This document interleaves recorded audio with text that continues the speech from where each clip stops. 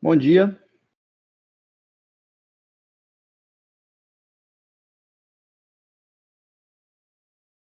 Bom, vamos começar aqui. Pessoal, na última aula, nós terminamos ali de ver o período antigo, né, e medieval, e no finalzinho a gente entrou ali no período moderno da filosofia. Vimos aqui que a racionalidade ela voltou a ser o principal ponto, né, de reflexão dos pensadores da época, deixando ali a religião de lado. Vimos também que o início, né, dessa mudança de paradigma, né, começou com o movimento renascentista, né, com o Maquiavel, que escreveu uma obra ali sobre política, né, e funcionamento do governo, né, sem falar uma palavra sequer sobre teologia.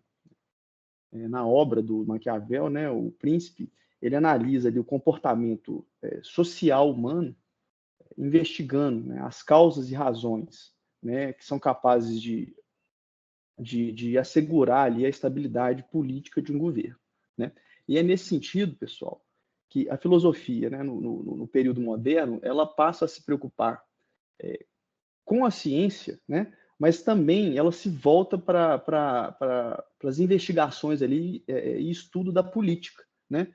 E isso ocorre por quê? Porque em razão ali do ressurgimento, né, das cidades, né, e das formações ali das monarquias absolutistas, né, e com isso surgiram filósofos, né, e correntes de pensamento que desenvolveram ali estudo assim, na tentativa de buscar explicações, né, racionais para as transformações econômicas, políticas, né, e culturais que se apresentavam ali naquela, né, nova realidade social, né, absolutista.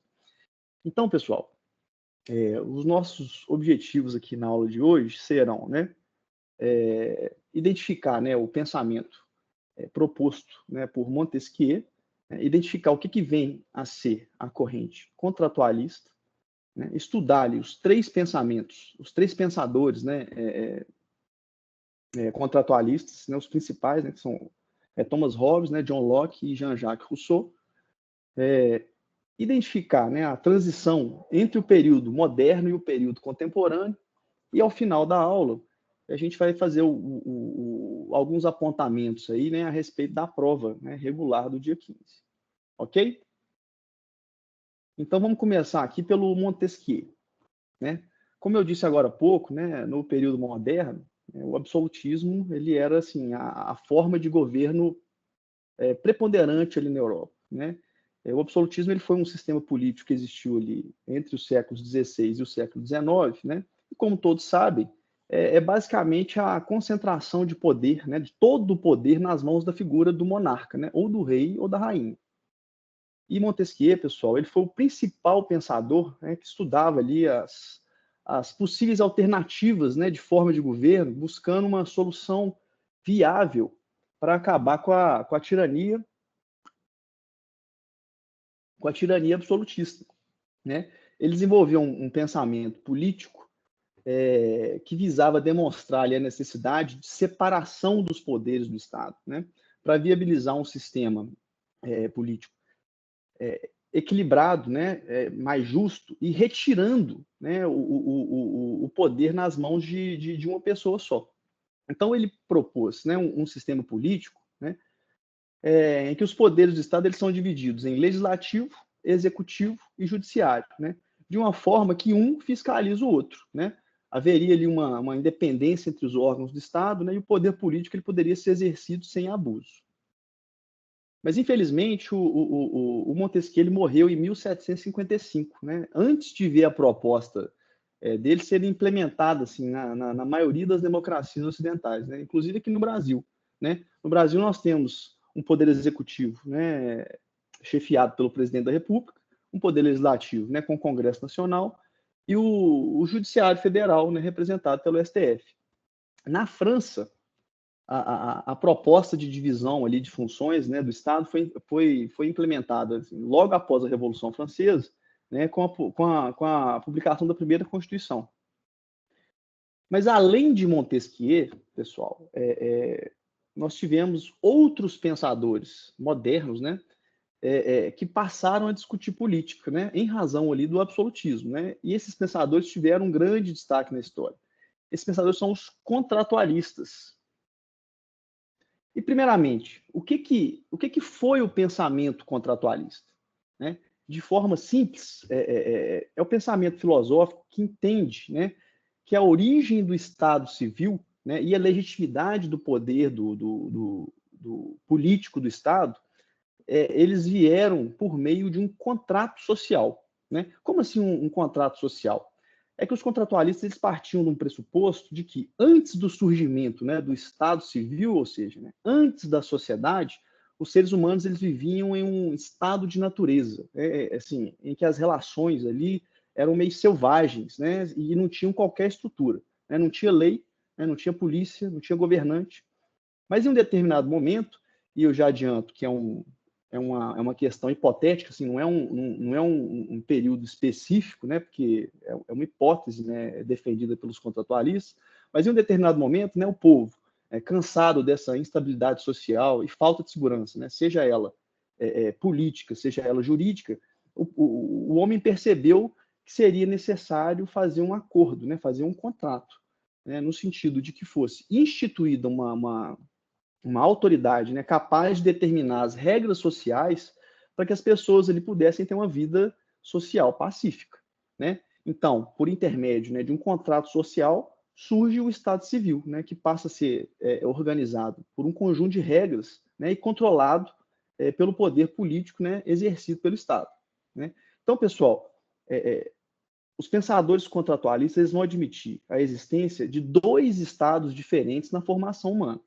O primeiro deles, né, seria esse estado de natureza, né, que é um estado pré-moral, né, em que os homens viviam ali apenas para garantir a subsistência, né, e o estado posterior, né, esse pacto social, que é a sociedade de fato constituída. Tudo ok? Né? É como se os homens tivessem se reunido a partir de um dado momento e falado assim, ó, nós vamos estabelecer um negócio aqui, uma sociedade, né, vamos decidir direitinho as coisas, ver qual vai ser o papel de cada um, né, o que cada um pode ou não pode fazer, né? E dentro dessa corrente contratualista, nós temos os três principais pensadores, né, que são Thomas Hobbes, o John Locke e o Jean-Jacques Rousseau. Né? Os três defendem a proposta de um contrato social para a criação da sociedade, mas cada um vai ter uma perspectiva diferente, né, quanto às cláusulas desse contrato. Né? Vamos começar aqui com o Thomas Hobbes, né? E é importante a gente falar que dos três, né, o Hobbes é o único que vai defender o absolutismo como um requisito para que esse pacto funcione. Na sua principal obra, o Hobbes, né, a principal obra chama Leviatã, né? Ele não traz esse nome, né, de um monstro bíblico à toa. É porque Hobbes ele defende que o mal, né, que seria o estado de natureza, ele se defende com o mal, que seria ali o estado monárquico. Né? Como eu disse antes, os contratualistas defendem que havia um estado de natureza, que seria uma condição humana, né, anterior à criação da própria sociedade. Né? Seria o homem ali na sua condição mais pura, condição mais bruta. Né? E de acordo com Hobbes, o ser humano, no estado de natureza, ele seria mau, violento e covarde. Né? Quando ele vê o seu semelhante ali, ele vê um adversário. E daí a famosa frase do Hobbes.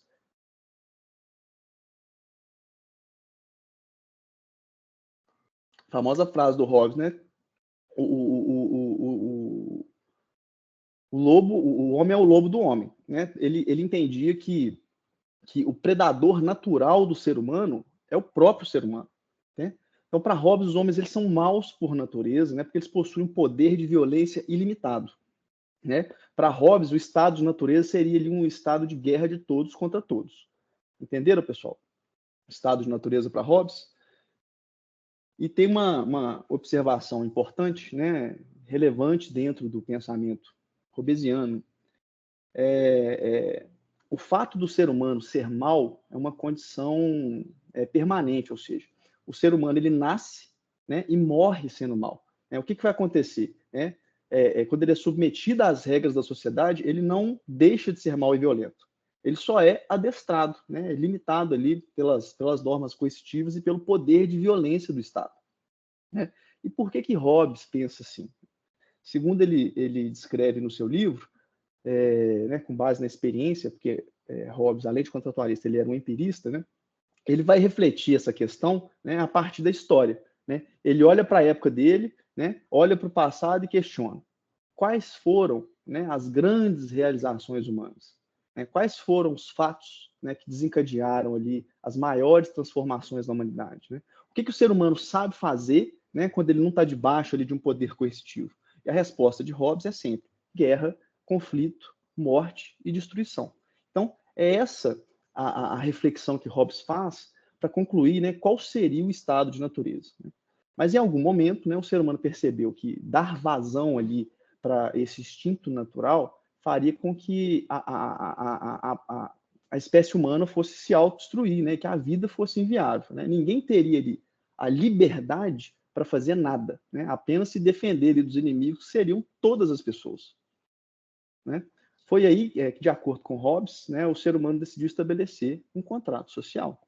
Então, para Hobbes, o contrato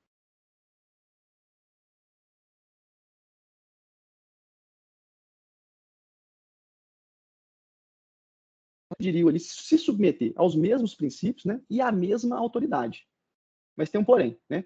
Hobbes vai dizer que apenas esse contrato, né, não seria garantia suficiente de que a vida da sociedade seria viável. Ou seja, não basta ter apenas regras que sejam comuns, né? E não adianta ter a mesma autoridade, né? Autoridade comum. Precisava de algo mais, né? E o que seria esse algo mais? Né? Que para viabilizar a vida em sociedade, as pessoas elas precisariam, né, abrir mão, precisariam abdicar, né, da liberdade para poder é, é, ter certa segurança, né? E quem que vai nos dar essa segurança é o Estado. Mas ainda não acabou, né?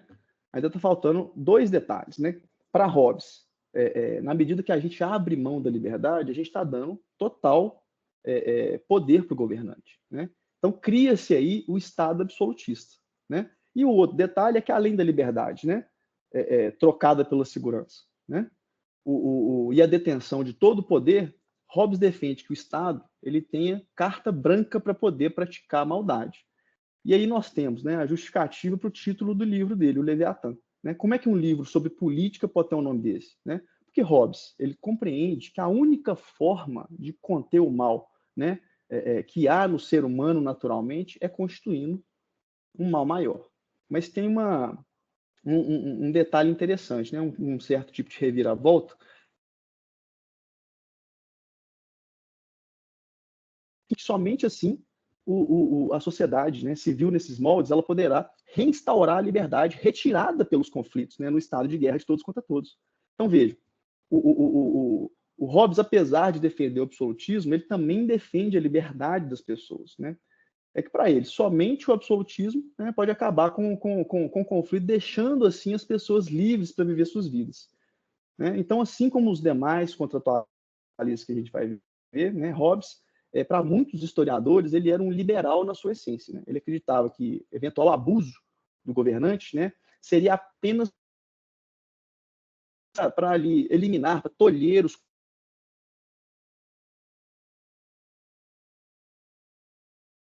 conflitos, né? Entendido, pessoal? Vamos para o próximo slide. Peraí.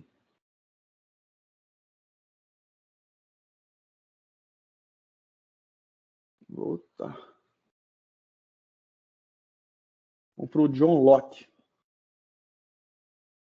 que é o próximo contratualista, que ele tem uma ideia diferente aí de Hobbes, né? O John Locke ele foi considerado ali o pai do liberalismo clássico, né? Ele também era um iluminista, ele também era um empirista, né? Inclusive a ideia, né, que nós falamos na aula passada, né, de que a cabeça do ser humano nasce, né, como uma folha em branco, né, e vai adquirindo conhecimento ao longo da vida, foi dele, né, por meio da experiência, né? A principal obra do John Locke, né, com relação ao contratualismo, ela se chama O Segundo Tratado sobre Governo Civil, né? E assim como Hobbes, ele traz uma concepção de estado de natureza, né? Mas de acordo com ele, o ser humano não era mau, né? Ele não era violento, não era covarde, mas o ser humano ele tinha uma tendência ali de neutro para bom, né?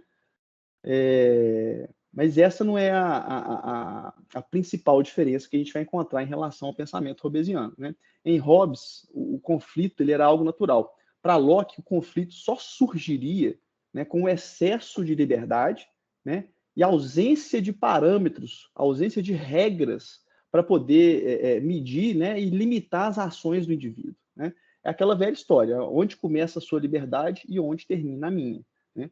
Como não havia sociedade, né, e por consequência não havia normas, né, no estado de natureza, as pessoas elas não saberiam onde começa uma e onde termina a outra.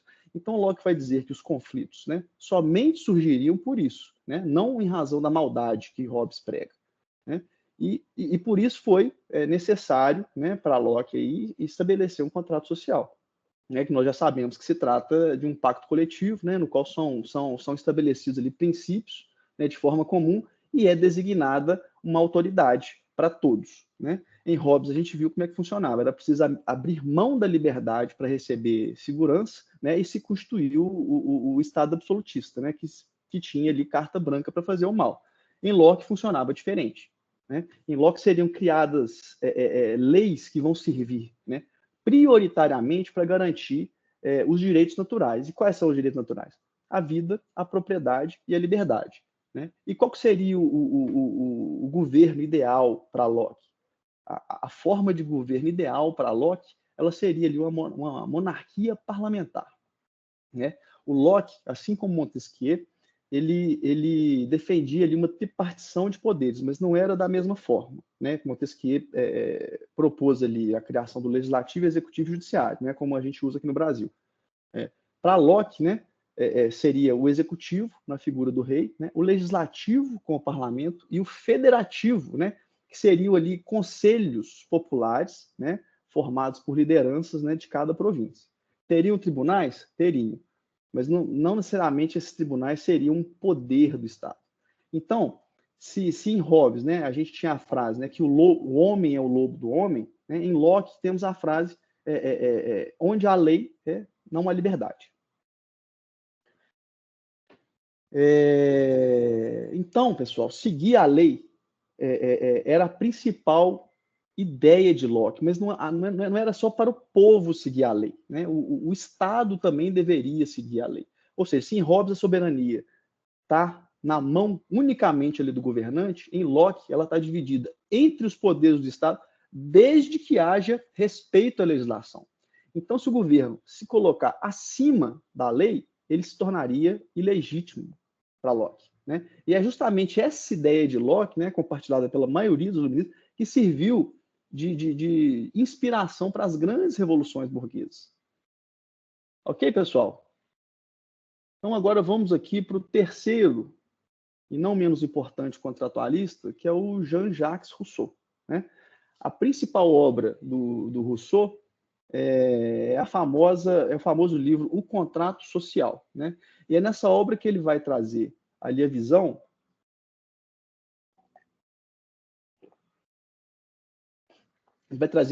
dele para esses conceitos aí que a gente está vendo hoje, né? Que foram apresentados em Hobbes e Locke, né?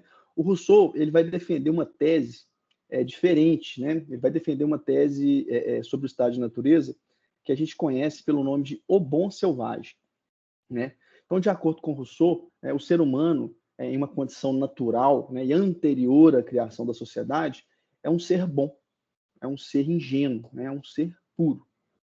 O ser humano ele enxergaria o outro, né, como seu semelhante, né? E aí a gente completa o conjunto dos três, né? O Hobbes vai dizer que o ser humano é mau, né, violento e covarde. O Rousseau vai dizer que o Locke vai dizer que o ser humano é neutro, tá bom? E o Rousseau vai dizer que o ser humano é bom, puro e ingênuo, né? E qual foi o grande ponto ali que instauraria o conflito para cada um, né? Em Hobbes, né, o conflito seria natural, seria ali a questão da guerra de todos contra todos, né? Em Locke, o conflito é decorrente, né, de um excesso de liberdade e da ausência de parâmetros, né, da ausência de normas, né, do que é certo, do que é errado. E para Rousseau, nós temos um ponto culminante para desencadear o conflito, que seria ali a propriedade privada. Né? Então, a partir da propriedade privada, dentro do estado de natureza, que nós temos uma corrupção ali da bondade, né, da benevolência do ser humano para Rousseau. Né? Foi a propriedade privada que fez com que o ser humano, né, deixasse de pensar no nós e começasse a pensar no eu. E aí surgiram os conflitos, né, e a partir dos conflitos a necessidade de se estabelecer um contrato social. E esse contrato, de acordo com Rousseau, ele deveria respeitar algo ali fundamental, né? O Rousseau, ele defendia um modelo diferente, né? Ele defendia um modelo de democracia direta, né? E participativa, né? Que é diferente do que nós temos aqui no Brasil, que é uma democracia indireta e representativa, né? Inclusive, de acordo com Rousseau, não tem outra pessoa que possa representar, né, os interesses da população que não fosse, né, não fosse o próprio homem. Né? Então, essa ideia de escolher alguém para falar em nome do cidadão, né, para Rousseau, é uma furada. Né? E é por isso que ele vai defender a criação de assembleias populares, né, onde as pessoas possam efetivamente ter possam efetivamente ter voz ali, com poder de diálogo, de discussão. Ele defende uma democracia na qual o cidadão ele constrói, né, a sua própria coletividade. Então, a gente tem nosso quadro aí. Né, nós temos em Hobbes, né, um modelo absolutista, em Locke, uma monarquia parlamentar, e em Rousseau a gente tem uma democracia direta e participativa. Né? Para Hobbes, a soberania é do governo, né? Para Locke, a soberania ela é exercida pelos três poderes, né? Respeitando sempre a lei, e se ela for quebrada, né? O povo que transmite essa soberania ela pode pedir de volta, né? Pode reivindicar de volta e destruir esse governo. E para Rousseau, a soberania é efetivamente do povo, né, a todo momento, né, na prática. Tranquilo, pessoal?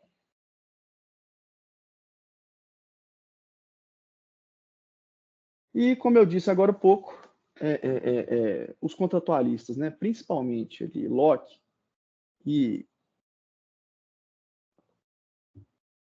Rousseau, eles ascenderam ali a população, né, contra a tirania absolutista. Né? E a Revolução Francesa, né, foi o evento histórico que deu fim ao absolutismo, né, e instaurou ali um modelo republicano de governo. Né? Aconteceu na França, mas o impacto da Revolução, né, extrapolou ali as fronteiras do país, né, da Europa, e assim, influenciou mudanças, né, em todo o mundo. Né? Inclusive, uma dessas mudanças foi o marco filosófico, né? Que aí a gente sai do período moderno e entra na questão aí entra no ponto da filosofia contemporânea. A filosofia contemporânea ela é considerada desde o final do século XVIII, né, e vai até os dias de hoje. Né? E os principais pensadores desse período eles são famosos, né? Nietzsche, Foucault, Habermas, Karl Marx, Jean-Paul Sartre. Né? Esse período contemporâneo, né, ele é marcado, né, pela consolidação do capitalismo, né, gerada ali pela Revolução Inglesa, né, e com isso fica muito visível, né, a exploração do trabalho humano, assim, ao mesmo tempo que a gente vislumbra ali um avanço tecnológico e científico da sociedade. Né? Nesse período aí foi inventado, né, eletricidade, parou de usar, descobriram o petróleo, pararam de usar óleo de baleia para acender as ruas, né? Invenção de locomotiva, automóvel, telefone, fotografia, cinema. Né? Então, assim, ao mesmo tempo, as máquinas, né, substituem a força humana e a ideia de progresso, né, é disseminada. Mas com isso também começaram alguns questionamentos. Né? A gente pode dizer que a principal marca da filosofia contemporânea é a crítica, né, aos modelos filosóficos, né? Todos os modelos filosóficos, o antigo, né, o medieval e o moderno, né? Até ali no século XVIII. Né? os filósofos contemporâneos, de forma geral, eles criticam ali o padrão de racionalidade dos filósofos anteriores, mas não é a racionalidade em si, né? É o padrão, né? Ou seja, não é uma crítica no sentido de refutar a razão, mas no sentido de aperfeiçoar a racionalidade, que nos períodos anteriores, né, tinha como premissa do modelo filosófico, né, a, a, a questão de que Deus criou o homem, né? Os filósofos contemporâneos, então, eles vão botar em xeque ali, por conta disso, né, toda a filosofia posta até ali, né? Os filósofos, os pensadores contemporâneos, eles vão dizer que o ser humano ele teria criado, né, a ideia de Deus, né, para se livrar do peso da sua existência, né? Porque sem Deus o homem estaria ali sozinho, né, e totalmente responsável por ele mesmo. Então a filosofia contemporânea ela reflete sobre muitas questões econômicas e políticas, mas a principal é a exploração ali da existência humana, né? Somente a partir, né, desse olhar para a própria vida, né, sem colocar Deus no meio, é que o ser humano consegue atingir uma vida plena ali, autêntica, né, porque é a partir daí que ele vai construindo a sua própria existência, né? Então surge a escola existencialista, né, que tem por objetivo compreender ali, os motivos da existência do homem. Então, no período contemporâneo, né, o principal ponto de reflexão filosófico seria a existência. Então, a gente vai recapitulando aqui os paradigmas vistos até então, né? A filosofia antiga, ela tinha a razão como principal ponto de reflexão, né? Rompendo ali com a mitologia. E depois a fé, né, rompeu a razão no período medieval. Né? No período medieval começou-se a usar o conhecimento ali, assim, a religião como principal fonte de conhecimento. Depois, em seguida, no período moderno, né, rompeu-se com a fé, né, e foi instaurada novamente ali a razão com os renascentistas. E por fim, pessoal, o período contemporâneo, né, que, embora de certo modo reafirme, né, a racionalidade, colocou a existência do homem como principal ponto de reflexão filosófica. Então nós temos aí razão, fé, razão e existência, né? Na filosofia antiga, medieval, moderna e na filosofia contemporânea. Ok, pessoal? Então agora vamos para os tópicos que eu acho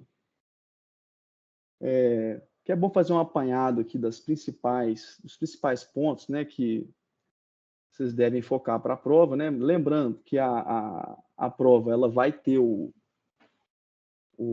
vai abranger o conteúdo todo, né? Mas eu sei que muitos de vocês no dia da prova estarão fazendo aí provas de outras disciplinas e tal, falta de tempo, o conteúdo é extenso. Então eu vou falar aqui, eu coloquei no fórum de notícias exatamente esse texto aqui com esses pontos de estudo. O primeiro aí, né, foi dado na primeira aula, né, os tipos de conhecimento, né, o senso comum, científico, filosófico, vai ter questão na prova em relação a isso. Ok? Vocês querem que faça uma recapitulação aqui? Só estou meio calado hoje.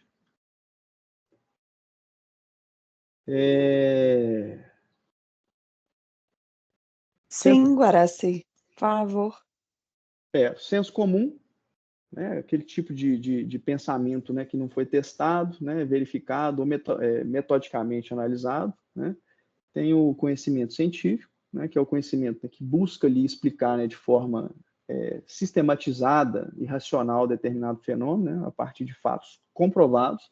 E tem o conhecimento filosófico, né, que assim, a filosofia ela não vai ficar fazendo reflexões ali sobre o que a gente já tem as respostas, né, mas de questionar a realidade para incentivar o conhecimento científico, né, para incentivar a ciência. O segundo ponto aí, pessoal, que eu coloquei nos tópicos, é a filosofia como ciência dos resíduos. E ela vai justamente falar aí a respeito dessa questão do conhecimento filosófico, né? Esse conteúdo aí, ele foi muito falado na aula, né? Inclusive a questão aberta que vocês fizeram, né, na atividade avaliativa, né, a questão discursiva, né, foi justamente sobre isso, né, que a filosofia ela faz reflexões sobre explicações que a gente ainda não sabe dar. E que a ciência ainda não achou solução, né? Mas, ao mesmo tempo, né, descarta a religião, né, como forma de se chegar a um resultado.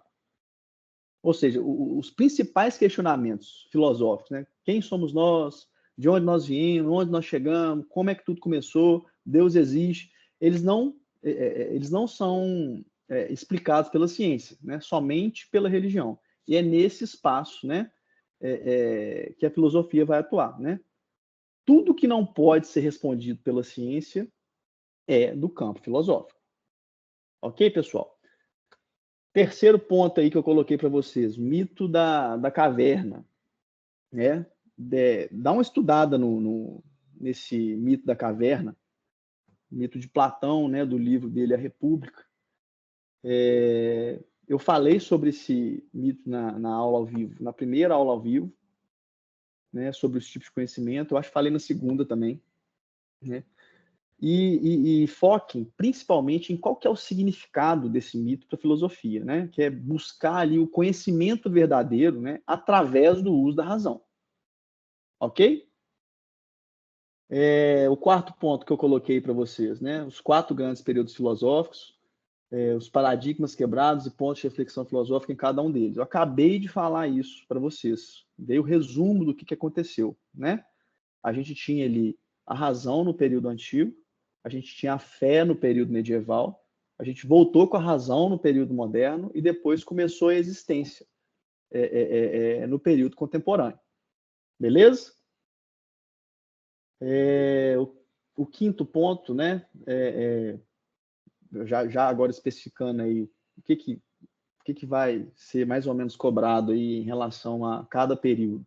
Eu já adianto que não vai ter cobrança na prova do período contemporâneo, viu, pessoal? Vai ter só em relação aí ao período antigo, né? O período... Tá errado aqui, viu? É período medieval, o ponto 6, viu, gente? Agora que eu vi. O período antigo, o período medieval e o período moderno. O período antigo. Foquem aí em Sócrates, Platão, em Aristóteles, principalmente em Sócrates, né?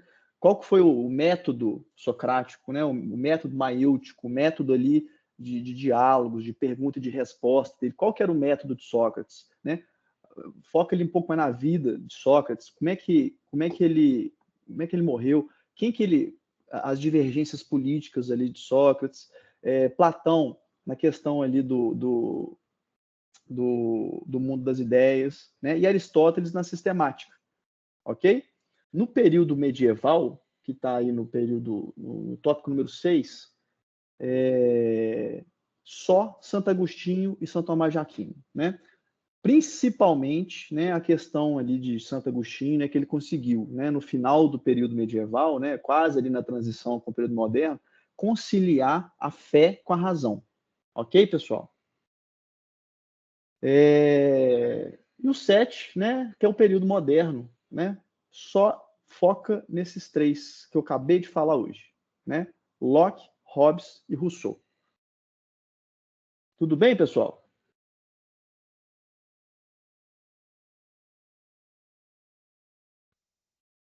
Tranquilo.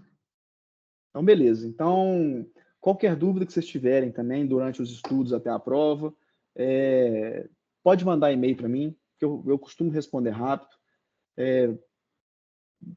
Posta no Tira Dúvidas, dá uma olhada no Tira Dúvidas, nos tópicos lá, porque muita gente pergunta, eu respondo por lá. A pergunta de um pode ser a sua também. E boa prova para vocês, ok? Obrigada, professor.